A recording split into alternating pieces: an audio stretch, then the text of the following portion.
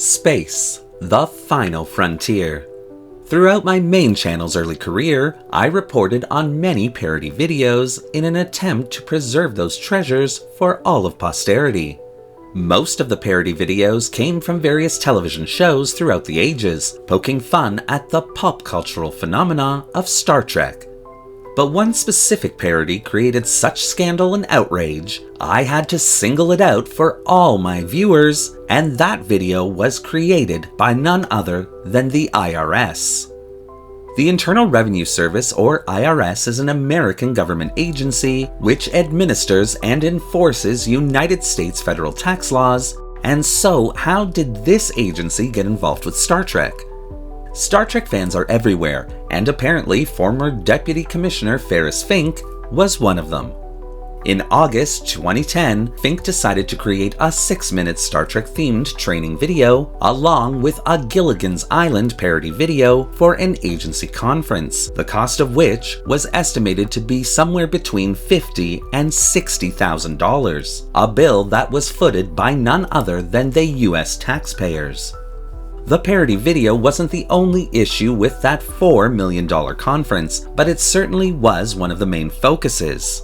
The IRS came under fire in 2013 after CBS News obtained the Star Trek video, and subsequently that video went viral on the internet, with Deputy Commissioner Fink playing none other than the role of Spock in that parody. A congressional hearing was quickly convened, with none other than now Commissioner Fink in the hot seat over this perceived waste of money. What you're about to watch is that video, in all its American tax-paying glory. These are the voyages of the Starship Enterprise-wide. Its never-ending mission is to seek out new tax forms, to explore strange new regulations, to boldly go where no government employee has gone before.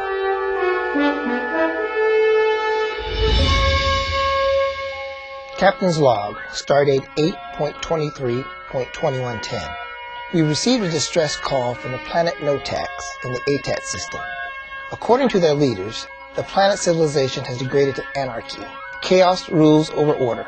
We've sent a landing party to assess the situation and report back.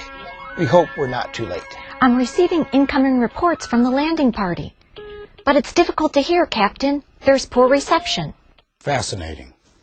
Can't you do something? Attempting to modulate the frequency now. Sorry about the uniforms, Captain. The dry cleaner gave me the wrong order. Starlight coffee while you wait, sir? It's better than McDonald's and only twice the price.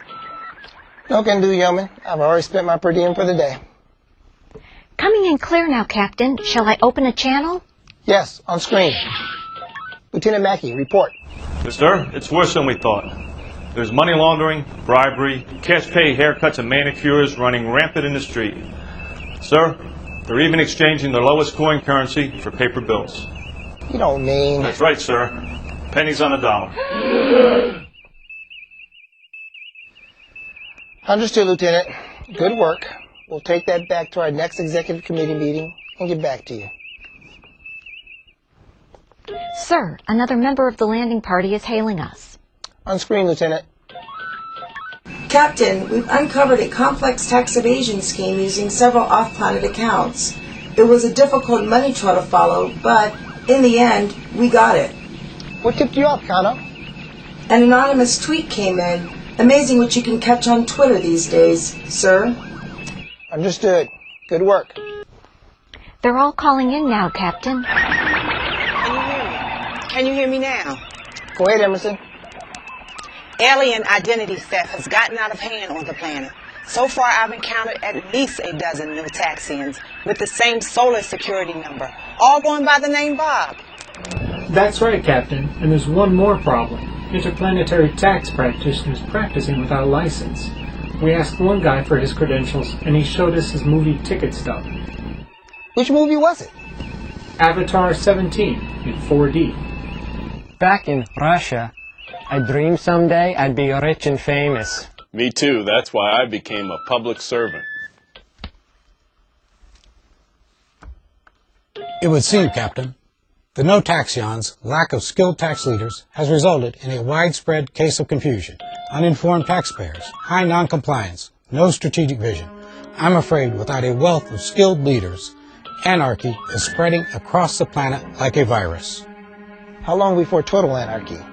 If my calculations are correct, total anarchy will occur in 11 hours.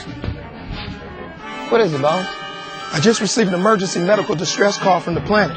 Chris, they're dying down there. Some newfangled disease. I've never seen anything like it. They call it the tax gap flu.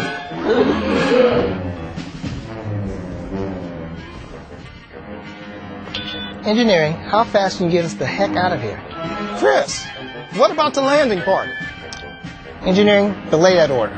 How fast can you beam up the landing party and then get us the heck out of here? I could give you warp 6, maybe warp 7, Captain, but more than that she cannot do. The warp core is still recovering from last winter's frozen meteor storms. We're drying the engines as fast as we can. Okay, keep me informed. Captain, there may be another solution. I took the liberty of doing a time warp scan of the galaxy and believe I have found a gathering of leaders who could be of assistance. They met back in the 21st century in Anaheim, California. Earth, sir. That's perfect, Chris. We could go back in time and bring the leaders into our century and pick up some tax gap vaccine at a local pharmacy. Think, the travel expenses and medicine can be itemized. Excellent idea, Bones. You too, Fink. In fact, I'm grateful for everyone's contribution to this problem. An engaged team is a successful team. Someone write that down. Could make a good weekly message. Uhura, tell Scotty and engineering to get us back to Earth as fast as they can. Everybody, grab your strategic plans and get ready to beam down. Shall I wear a ski cap to cover my ears, Captain? Nah, your ears are fine. But you gotta loosen up, Fink. Play a little wee once in a while. That's an order. You know, you just can't make this stuff up. The IRS's training and conference budget would end up being slashed by almost 80%, with Ferris Fink himself apologizing to the American people for the havoc that he had caused with the video. Those videos were, at that time they were made, were an attempt to, in a well-intentioned way, use humor, the Star Trek video to open the conference. They would not occur today. Frankly, they were not appropriate at that time neither, Mr. Chairman. And the fact of the matter is it's embarrassing. And I apologize. Those videos, I noticed in the Inspector General's report there is not a clear delineation of the cost of both the videos, but they are embarrassing, and I regret the fact that they were made. Many fans of Star Trek at the time were also outraged, not because of the cost of the video, but rather that the IRS thought it was appropriate to use Star Trek, whose premise is a future where humanity lives not only in peace with themselves and other alien species, but also does that living tax-free. I couldn't really find out any information about what happened to Fink after the hearings, which most likely means that probably nothing happened except making it appear to the tax-paying public that something was actually being done. Thank you, Mr. Chairman. I gotta ask this though. Do you see the redeeming value in that video? No, sir. So you agree with me? Yes, sir. Oh, I feel better now that you agree. Thank you. Well, thank you for watching today's very special presentation. So what do you think of the IRS parody? Was it worth $60,000 of tax-paying money? Or are you outraged by the scandal? Well, leave your comments in the section below, and don't forget to like the video and subscribe to the channel, hitting that little bell icon so you won't miss a single video we release. Want to help the channel continue to present these wonderful treasures and report on all the scandals behind them? Then consider becoming a channel patron, a major help that allows this channel to purchase resources and 3D models to keep it going. The link to our Patreon account is in the description below. Thanks again for watching, live long, and prosper.